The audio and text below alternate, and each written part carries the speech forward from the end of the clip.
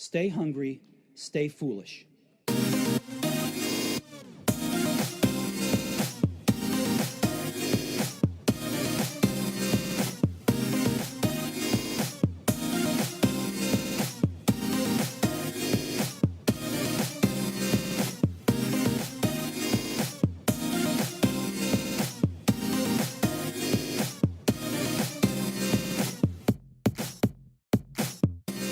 So now on the Innovation Show, we welcome Marc O'Dwyer, CEO and founder of Big Red Book. Welcome to the show, Marc. Thank you, Aidan. So before we talk about Big Red Book and the journey to the product it is today, it'd be great to hear about you and your backstory. Okay, so I came school in St. Michael's, career guidance teacher told my mother my best asset was my tongue. Managed to get into the College of Marketing to do marketing in there, and then came out and wanted a sales job, much to my parents' disgust. They wanted me in a bank in a permanent pensionable job. So I did join a bank after college, and they told me if I got onto the All-Ireland AIB rugby team, they'd get me in full-time into the bank, and 10 minutes into the trial I pulled my hamstring, and that was the end of my banking career. Wow. So that's great now in hindsight, but at the time it was devastating. So and how did that work that if you got on the team? Yeah, so I had got in on a 9-month temporary contract, and they split Ireland in half, and the top half plays the bottom half down in Thomond Park. And if you got onto the All-Ireland rugby team, because of the Business Houses League, they liked the best players, and they would have got me a full-time position in the bank. Wow. But those days are gone. Yeah. So fate played its hand, and that wasn't to be. So, Yeah. So I got a job in sales and really found my niche in sales. I started off selling fax machines in the day back then, when I'd say to Aidan, would you like to buy a fax machine? And Aidan say, well, look, if my friend Michael buys one, I'll buy one. And then I'd go and I'd sell Michael and Aidan one, and that's the way it all started off. So got on reasonably well at that. Then I got poached to a company that sold accounting software. Never done accounting before in terms of software, but loved it in school. So took my hand at that, found out that if you can sell to an accountant, with all due respect to any accountants listening out there, you can sell to anybody. But basically, so I found my niche there, but then I got poached back to the original company, which was a Panasonic distributor, and they asked me would I set up a distribution of the Panasonic laptops and printers. I said I would if we set up a company. They said, well, we'll set your target. If you hit the target, we'll set up a company. We went 180% over target, and we set the company up. 2 months after we did that, Panasonic bought the Smurfit share out of the joint venture they had with Panasonic here, in Panasonic and Smurfit had a joint venture, and they bought Smurfit out and became their own distributors. Found what businesses were doing well, realised this distributor I was working in was 180% over target doing their laptops. They said, thanks very much, we'll take that back. So they literally took the distribution of the laptops and the printers back off us and offered me a job as product manager for Panasonic. I didn't want to go backwards, so I went with the job. I learned a lot from the Japanese at the time. That they're very interesting. They obviously run very successful businesses. But if myself and Aidan, yourself for example, joined there and we were best mates, and you were doing extremely well, you'd be promoted. I would also be promoted, but it would be to a window position, just so I wouldn't be belittled in your eyes. No and way. You continue with your respect. Even here, even if you're Ireland, based in Ireland, even in Ireland, yeah. Just the culture. That's what it did. Yeah. So Wow. like you'd have trainees from Japan that would come over. They'd work till 10 o'clock at night. They wouldn't be doing an awful lot during the day, but by working till 10 o'clock at night, they felt they were showing their loyalty for their company by staying there for hours. So FaceTime, not actually doing much, but just correct. being there. Yeah. Wow. I, on the other hand, was playing league rugby on the lower leagues at the time. I was on the way down, and you'd have the Winters League and that kind of stuff, and they'd be maybe a Tuesday or Wednesday night, so I'd have to leave to go and play a cup match. And I built huge respect from the managing director, Tony Tanimoto, of Panasonic at the time, because he realised I got my work done between 9 and half 5 and was able to go off and then do other things.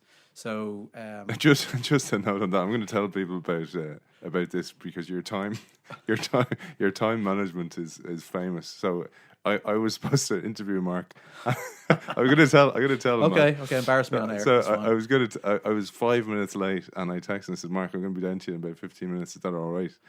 Because I was called into a meeting, and he goes, no, I'm gone. We'll do this again. And I actually respect that, because I was apologetic, as you know, for it happening. It was out of my control.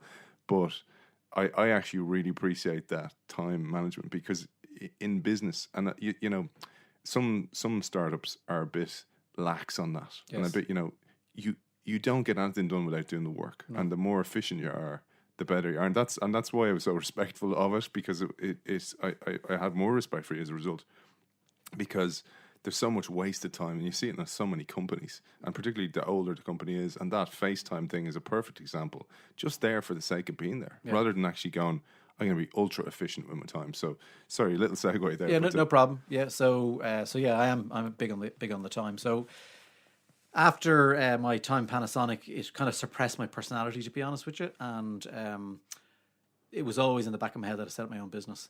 So I got a bit of a push from a friend who had worked with me, and we decided we'd set up a business together.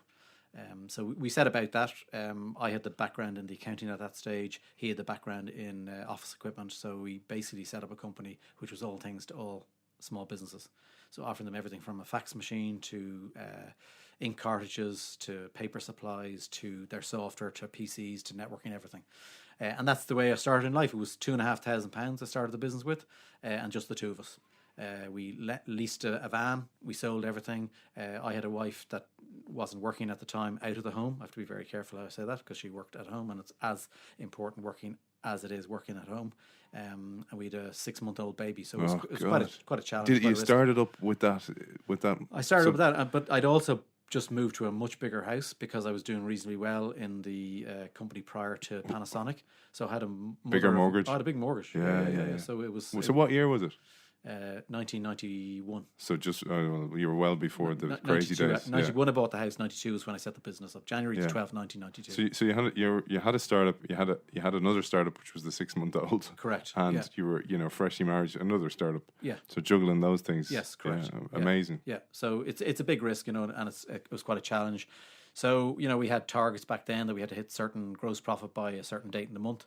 And if we didn't, well then, maybe grocery bills had to be pulled back on, and that's what happened. Or radiators had to be switched off. We had to save heatings, that kind of stuff. So it's the kind of things you got to do as a startup, because you're sacrificing something for the greater gain. Well, you're hoping it's going to be the greater gain.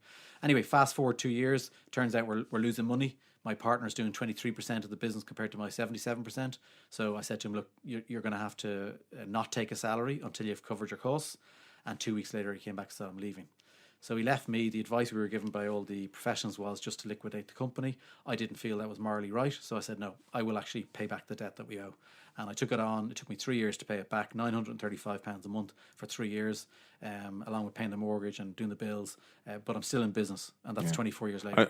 Was that Big Red Book then? No, that company was called Irish International Sales, and we were a reseller for an Irish accounting package at the time called Take 5. And we became the biggest reseller for that within a 4-year period. So from the time that chap left me, I got the agency for Take 5, and I then built it and drove it. I bought 4 or 5 different resellers. We turned them around to be profitable within the space of a couple of months in some cases, longer in other cases. And I got introduced to my now finance director, who was working in one of those resellers that I purchased. And he was a chartered accountant, but he was a techie nerd, and he just loved accounting. So he was ideal for supporting the software. I was ideal for selling the software, and it was just a really, really good team. And we became the biggest reseller in the country for Take 5 over that period of time. So just before you go on to a Big Red Book, etc., your mindset of changing, how did you change those guys around? Like what did you feel you did that made that happen? So they were obviously customer service. Yeah. So we gave the customers what they hadn't been receiving before, and we weren't afraid to charge for it, and we weren't afraid to ask for the money, because what I find with startups is that they have a great service, they have great product, they start billing their customers, but they actually forget about collecting the money, and then they end up in trouble because they don't have the cash flow. And it's SMEs, a lot of SMEs, that's what happens. They don't. 3 years. A lot of them go out of business within 3 years. And it's really. I've seen that firsthand. A lot of people I know, and they're reticent about actually going. Listen, you owe me this money. I can't survive without you paying me. Don't be embarrassed. You've given a service, you've sold a product, so why be embarrassed to ask for the money? Yeah. But I was potentially one of those SMEs, because 2 years into my 3-year, career, I was looking at down the barrel of a gun. Yeah. So, and that's even with you being sitting on the fact that I need to be paid. Yes. Yeah. Correct. So imagine what you would be like if not. Yeah. And it's funny you say that, because customer service and just to go back on something you said, Mark, about wanting to get into sales. Like sales is kind of seen as a dirty thing. Like the way you said the parents, and it's still there in parents' mindset. We go with the safe job. And you're kind of going, well, the safe job is not necessarily going to fulfill me, is Yeah. one. But also, there's nothing wrong with everything is sales. And if it's not, it should be. Correct. Everything, whether you're blogging, whether you're doing a radio show, whatever you're doing, You're actually selling you yourself. should, yeah, well, you're You selling go into an something. interview, you're selling yourself. Yeah, well, yeah. Like, You and go on a date, you're selling yourself. absolutely anything, and even within the company, you're selling yourself up. But it's seen as such a kind of a dirty thing. There's a Like, stigma against it. yeah, there is. shouldn't be. Unbelievable. No, every business survives on their sales. Yeah. No matter what the support people say, no matter what the finance people say, no matter what the management say, a business won't survive unless they're bringing in the sales. Yeah, and it's funny you say that about the customer service, because that I found that when I retired from rugby as well, that the lack of attention to customer sales or customer service is phenomenal. Like, because I read all these American books on, Jeffrey J. Fox, who's a guest on the show as well. Brilliant sales. Zig Ziglar, all these guys who were Okay. like absolute geniuses on sales, but it was such common sense stuff that it was just kind of, well, surely people are doing this. And when you did it, you stood out a mile. Yeah. And it seems to what you've done with all your But companies. people don't necessarily do that, Aidan. Yeah, Yeah. So it's so obvious, it's not. yeah. So And it's like customer service. Like, we talk about a lot of design and stuff here, and people don't pay attention to that part, the actual user experience, the user interface, all those kind of things that are seen as, oh yeah, they're just taken for granted. They don't. no, they shouldn't be taken for granted. Yeah. Yeah, because that's your first, introduction to new business. Exactly. Yeah. Yeah. Because you're now, to use the rugby analogy, your 16th man is actually your website doing the work for you. exactly. Yeah. Yeah. Yeah. So anyway, so we'll So continue. so we built a reputation on accounting software on the back of Take 5, and we then got wind through a third party that our competitor, don't like to say their name on air, but Don't have to, you began with an S. Yeah, yeah. It ends in an E, and it's four letters. So they were in talks about buying Take 5. So we then thought, oh my God, we're going to be out of business. So I got wind that Big Red Book were maybe interested in doing something. It's an accounting system for small businesses. It was set up by a firm of accountants in Dublin. And I got an introduction to them. Went and met the 4 accountants and the developer that wrote it. Had a meeting with them. They were losing money. They had 3,500 customers. And at the end of the meeting, I said, look, you guys have 3 choices. 1, you can lift the phone and sell to that competitor I just mentioned. 2, you can get somebody like me in who's marketed accounting software before and bring it to the next level. Or 3, you can do a deal with me where you get the best of both worlds. And that's what we ultimately did. So we merged the 2 companies. I took the majority share in the business. They went from owning 100% of Bigger Book to owning 26% of the combined group. I then sold my Take 5 base, and I concentrated on Big Red Book. I also sold the hardware and the networking and the web design businesses that I had set up over the years because I wanted to concentrate on software only. And within 6 weeks, I turned that around to be profitable. Wow.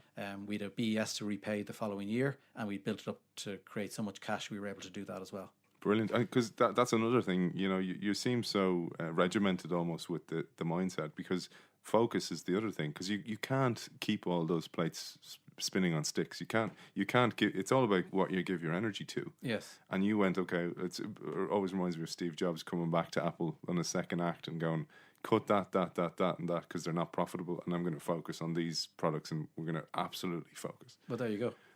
And that seems to be what you did throughout the whole career. Yeah. You're going to do, this is where it's going to bring us the biggest return, and this is where we're going to focus. Yeah, but then not only when we did focus, when we brought the 2 companies together, the existing managing director came along as well. So we had joint managing directors, and it was the time of the Euro introduction, and he wanted to give it free to customers. I said, no, we're going to charge for it. And he goes, no, the customers won't buy it. And I said, well, look, I tell you what, I compromised, because this compromise has to happen in everything, whether it's your relationship, whether it's business, whether it's with your customers. So I said, okay, I tell you what we'll do, Robert. We will give them a choice. So you can either take this disc office, pay us 118 euros, I think it was at the time, and it'll convert all your customers, all your suppliers, everything over to euro within 5 minutes. Or you can have it free of charge and you can do them manually. Brought in 250,000 in business. And 2 weeks later he left, because he realised he was a programmer and that's not necessarily his forte. So it was just simple things like that. We increased the price of the product. He thought people weren't going to pay us, but they did, because the quality of the product is unbelievable and people just wanted it. We get 43% of recommendations from accountants in practice. So then in 2003, SAP approached us about becoming a channel partner for their new product, which was called SAP Business One, because they'd heard about our pedigree selling accounting software. SAP is an ERP system, enterprise resource planning, so it's a lot bigger than Big Red Book. But we realized that we had customers that outgrew Big Red Book, and we needed to migrate them to other products, and we didn't want to lose them out of our family. So we took on the agency for SAP. I became an SAP consultant. Porrick became an SAP consultant, and within 3 years, we became the biggest partners in Europe, Middle East, and Africa for SAP. So I bought 2 or 3 resellers in the UK, and that's how we grew the business. So you can grow the business by just spending money on marketing and trying to grow it organically, or you can actually go in and buy companies. And what we did is we went in and bought them, and we brought that special, magic that we have, which is our customer service, to the businesses and customers that those resellers had done with, and it just grew our business. And as I said, we beat a listed company to be the biggest partner in Europe, Middle East, and Africa. Yeah, because people buy from people. I mean, that's one of the problems, I suppose. There's benefits and disadvantages to the scale that these big companies have, and the disadvantage is that it's kind of like the company sells itself, but people buy from people, and that seems to be one of your fortes, is that you press the flesh, you meet people, your understanding of sales and marketing being the same thing. Yes, because your product sells itself, it should. Correct. But it needs the person to actually close the deal. Yes, because that's what I find with a lot of big companies, no matter whether they're sales or not, is that there's a little bit of an arrogance there that they go, oh well, everybody knows the company, but those days are that's gone, leaving us, or they're gone already. Yeah, no, that's definitely gone. There's still that, as you say, buying from people, and that's needed. Yeah, absolutely.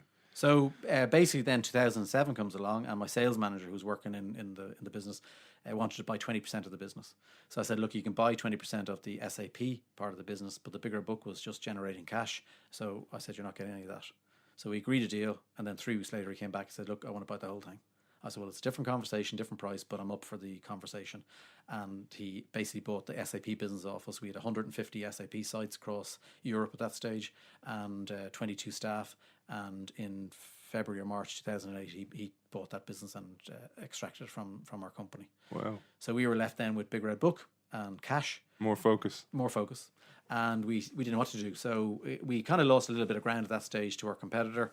And I thought, how am I going to get this brand back in the eyes of the SMEs? So I managed to get onto the Irish version of The Apprentice, and our product was one of the challenges on The Apprentice. And within 2 months, that paid for itself. Wow. So what we did was we exposed us, and when I say us, my salespeople, to the chance of a sale. So we were on the menu, and then it was up to my salespeople as to whether they got the deal or not. So that really, really brought us into the eye of consumer, and we rebranded the company. Put a couple of branded minis out in the road.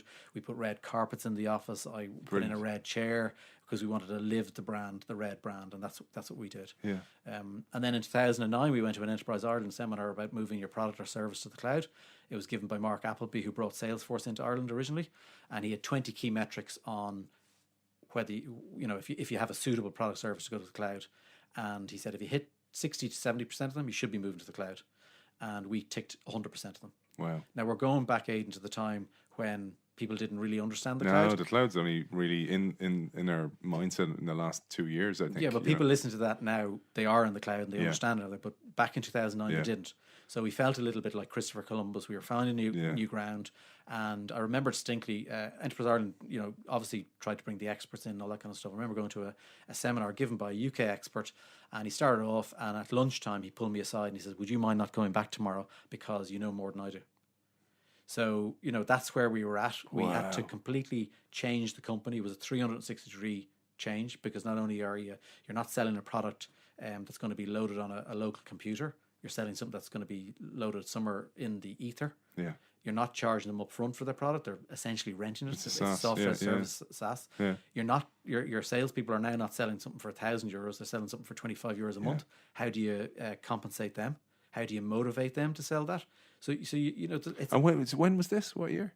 So we started on the journey to the cloud in 2009, and we set about rewriting Big Red Book completely. Wow. You were way ahead of the game. Yeah, so we wanted to give a product which was the exact same as Big Red Book, but had a 21st century modern look and feel, and was a cloud-based product. And was it AWS, Amazon Web Services? So that's a very good question. We were given the choice back then as to whether to go AWS, mind your own, you manage your own services, manage all your time on the servers and that, go to your own data center, or look for a partner. we went with Microsoft Azure. Oh, right. It ticked all our Yeah, boxes, yeah. and then we essentially engineered our product to be the most cost efficient on Azure as possibly it could be. Yeah, that was, you were an early Azure. I'd say you're probably one of Ireland's first customers. We were, and we were actually the first customer to put in Office 365 online. Yeah. And there's actually a worldwide Microsoft case study on us. Yeah, Because yeah. we were the first company in Ireland To, to do to that. go full Microsoft. Yeah. Yeah. So yeah. Microsoft did loads of PR around us because we were betting an 18-year-old company back then. We were betting the our cloud. future on Microsoft Cloud. Yeah, So they loved us. absolutely. We got onto the Microsoft BizPark Plus program, on Brilliant. the BizPark program first, and then we got upgraded to BizPark Plus, which gave you free usage on the cloud, which gave you time to build customer base, build your product, and so on and so on. So we And looked the full stack. So you built everything with the Microsoft products. absolutely. Brilliant. Yeah. So I guess it's not a regret. It was just a necessity at the time. We actually had to use developers in Belarus because you could get 2 developers for the price of 1 in Belarus. So we had 19 developers at the time writing the program, and we basically delivered the product from the time you decide to write it to deliver it onto the market in 8 months. And this, I mean, the bravery of the bet on the cloud. This is on 09, 10, Yes. 11. Yeah. Depths of the reception. Correct. Recession. So, Yeah. and you're going, okay, I love that bravery because that's like a case of, this is where we were going. We were making progress, and you go, oh no, that's the wrong way. We're going this way. And we had Barry Flanagan, the founder of Ireland Online, on the show a couple of months ago, and he said explaining stuff that was difficult. So internet back then was like trying to describe a spiral staircase while sitting on your hands. Yeah. And it reminds me of you then trying to go, oh yeah, we're moving everything to the cloud, and then it's going to be a SaaS product, and people going, what? Because one of the few I knew back then was Basecamp and those kind of, the That's 30, right. 37 Yeah. signals Yeah. products, high rise, etc. But there wasn't that many, and there No. certainly wasn't any Irish ones that I knew of. Correct. No, there weren't. So it was a bet, but I guess in business, if you're going to hope to succeed, you got to take risks. So I'm a risk taker, and I've done it over. Buying other resellers was a risk to see if you turn them around, see if you can integrate their culture into your culture. The same when I did the deal with the Big Red Book, because they were a completely different culture. So you're dealing with a lot of personalities. You're dealing with a risk. You're putting your money on the line. I've bought partners out over the years. I own 90% of the business now, but I've remortgaged properties because I backed myself and trust that I'll get there eventually. Yeah. So the cloud was no different, Barry, Aidan. Really, that was the case. So so we launched it in June 2012. And we'd like really, really good uptake. We encouraged people to take out a 30-day free trial. And back then, we converted 30% of all free trials. We now convert 55% Wow, off free that's trials. amazing. Yeah. And key metrics in the SaaS space, as you'll know, Aidan, are the cost of customer acquisition, the lifetime value of the customer, and your churn rate. Yeah. And ours are all extremely low. Yeah. So we've like an average lifetime value of 8 years with our customers. We convert 55% of our customers from free trial to paying customer. Our churn rate is sub 10%. So we've got all the key metrics, and we're in a space now where we just need to grow the business. So something that you mentioned was really poignant was the sales change. So you go from, it reminds me of a story Clayton Christensen, who's a Harvard professor, tells about, do you remember the old physio machines? And they were these massive big machines. The company that used to develop them, the CEO did something like you, and he went, you know what, these aren't going to be relevant in the future. So he developed a little suitcase one, which is a tiny little one that the physio could run onto the pitch portable with. one. Yeah, Yeah. the portable one. Yeah. So all of a sudden he saw the sales weren't coming in for that. So he decided to go out in the sales calls with his salespeople, and he found out they weren't even presenting it. And the reason they weren't presenting it was they'd have to sell 10 of those to close the same amount of commission As as one of the big ones. And that always stuck with me as a great tale in moving from where you did to SaaS. So a big contract to a SaaS monthly product that I can have I can turn off. Basically, it's on tap. Yeah. How did you deal with that with your own sales team? Okay, so we have 3 payment plans, Aidan. We have monthly, annual, or 3 yearly. So if they're getting a 3 yearly deal, it was the same as selling an original Big Red Book on premise. So that wasn't a problem. But then you've got a customer who says, no, I only want to pay a monthly. So we gave them a multiplier of 24 months as the sales value upfront, payable 6 months in arrears, just to make sure that the commission payment we paid the salesperson didn't get wiped out if the customer stopped using it. Very good. So then did that incentivize them to maintain the customer? So basically, dropping in every so often on the customer side. Yeah, absolutely. It had a twofold effect. One, they got their commission, and two, they maintained the customers, and the customers stayed with us. Yeah. So, but they encouraged more people then to go 3-year deal because it was an easier deal because they got their commission up front the minute they paid a 3-year deal. That's really interesting because we had Ted Rubin on the show before, and he talked about he calls it hashtag ROR, return on relationship. Yeah, and it's exactly to that point. It's about maintaining those relationships because you see a lot of. There's nothing worse when you buy something and then it's like, oh no, deal's done. See you later. You bought it. Oh, I hate that. And you see it all the time. I mean, it's like the negative of the Pareto principle. 80-20. 80% of people are doing it that way. Yeah, and the 20% are the outliers who are actually succeeding. Yeah. No. You know, I've built that knowledge up over my own sales career and realised that I kept customers because I looked after them over the years. And customers who I originally might have sold a fax machine to bought other products as I went through. Because it was you. You were the common denominator. But I looked after them. It wasn't necessarily me. Yeah, but that doesn't mean so I don't necessarily your ethos. Yeah. No, it's the ethos. And they felt if they're getting looked after, do you know what? You know, I'll buy off this guy again. Yeah. And then that's what I try and instill in my my sales staff. And that's why we retain it's the customers. so rare though. It's mad. It's very, very rare. And it is rare. But the other point is the customer service that I mentioned earlier on. We've done surveys, and the number one reason they buy off Big Red Book and Bigger Cloud is our customer service. Now, I go out there sometimes and I see my support staff answering the same question for Mary in Ballydehob that she rings up every Monday morning and asks every Monday, 4 Mondays a month, 12 months a year. And I say to them, why are you answering those questions? The videos are up on the website. Just direct Mary to that. No. Mary likes to talk to somebody. Mark, this is why you've built up the reputation of your company. And I have to back off. And I said, you're right. Drink from your own Kool-Aid, man. Yeah. But it's got. By the way, I'm just taking a note. If Mary tries to come on the show, no, Mary. Yeah. So the business has just gone from strength to strength. We've over 4,000 companies in the cloud. We've over 38,000 companies using the Big Red Book. We've a payroll product. That was another product I bought. You know, payroll and accounting go hand in hand. So when I bought Big Red Book, the first thing I did was I went out and looked for a payroll package, and I found an Irish payroll package which was designed for market gardeners in North County Dublin.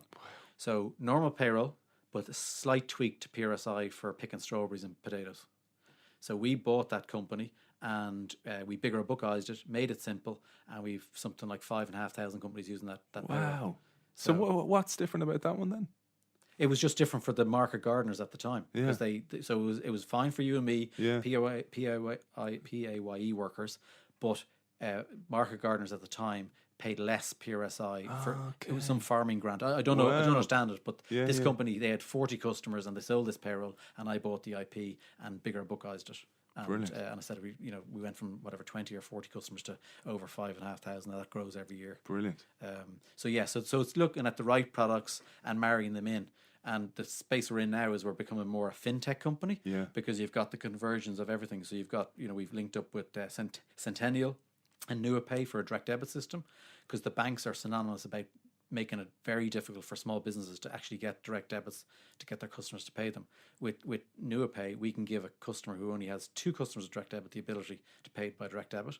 And the beauty of that is that if Aidan sends out an invoice to his customer and that customer's on direct debit, the minute it's paid, it's reconciled within our bigger book, and there's no more manual input.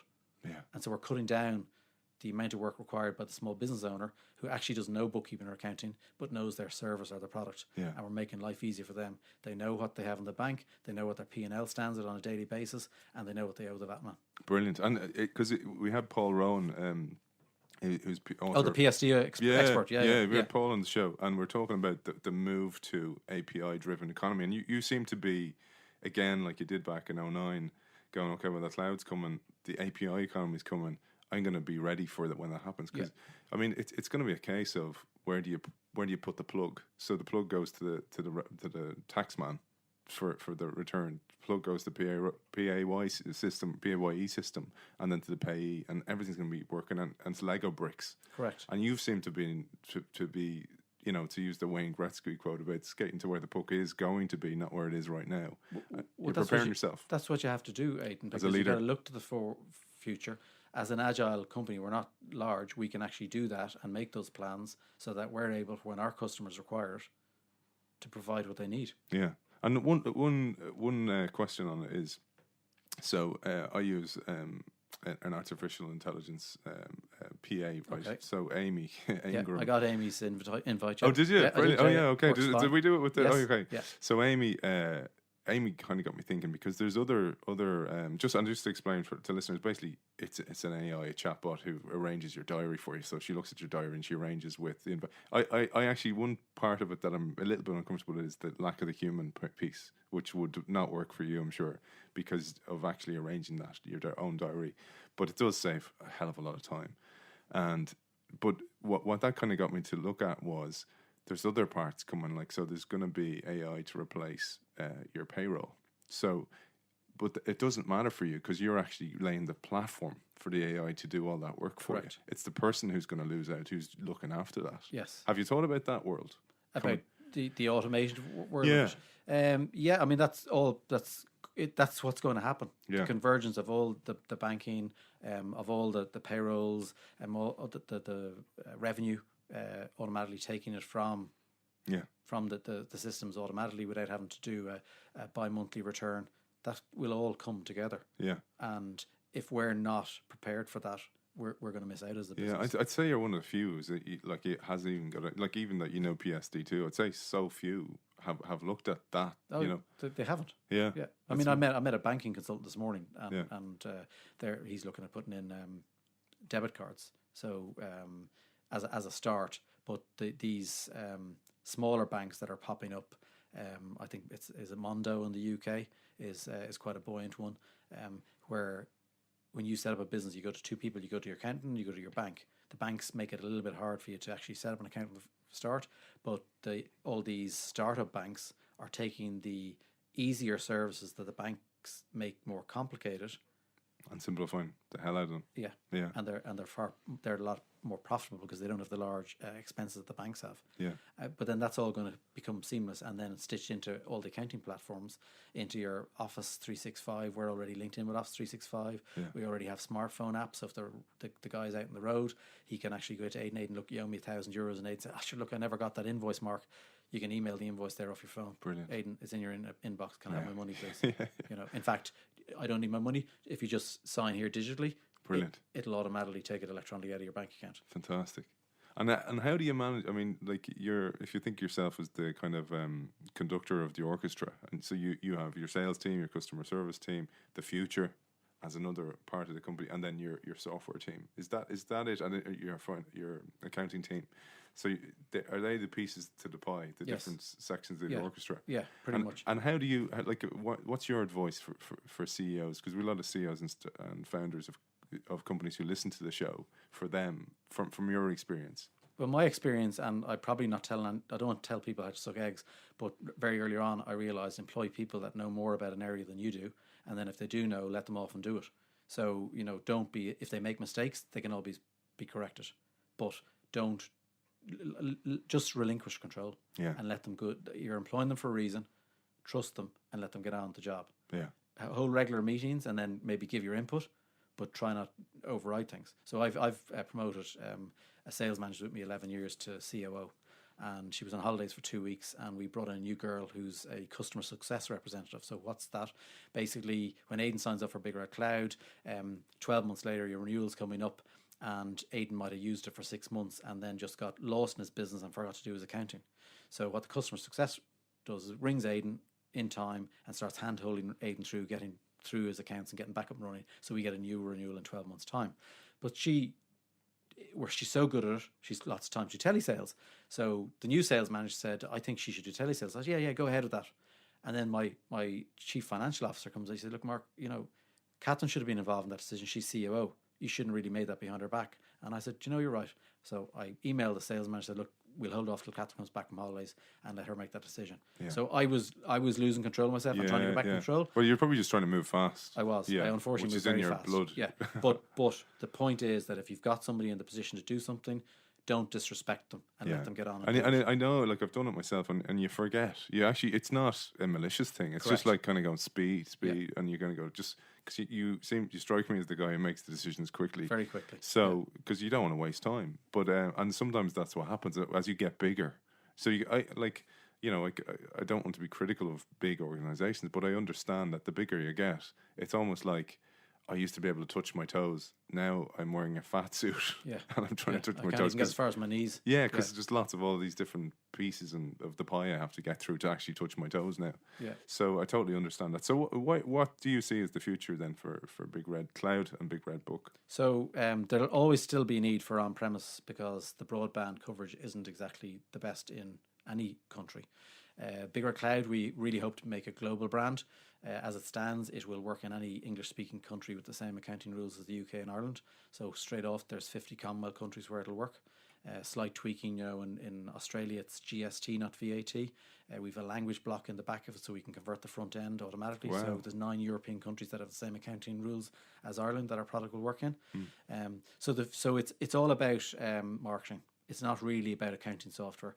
If you take the UK, our nearest neighbour, for example, irrespective of Brexit, there's 44,000 new startups every month in the UK. That's in comparison to 3,500 startups in Ireland. And we bring entry-level accounting software to small businesses from the get-go to make sure and give them a better chance of success by having a proper accounting system. That's what we bring. So it's all about getting to those people, and it's all about marketing. Marketing is all about customer acquisition, and so we are looking for money. We have been looking for money to drive customer acquisition and get us out of Ireland and get us into a global brand. So you're looking to scale. So for the VCs that listen to the show, get in touch. Absolutely. I mean, we did go to list the company on the stock exchange. Our advisors were looking for us to raise 5 million. We got up to offers of 4.1 million, and an Israeli company issued a profit warning, and the small cap investors went running for cover, and everything came to a grinding halt. Okay. So we'd like a big chunky valuation at the time. We were pretty close to the raise, but they did not have a plan B. So they didn't have, if we had got to 3.5 million, you can list. Gotcha. It was 5 million or nothing. Yeah. And you have to get all the offers over the table before they can actually go and ring it up for the checks, and they just didn't get there.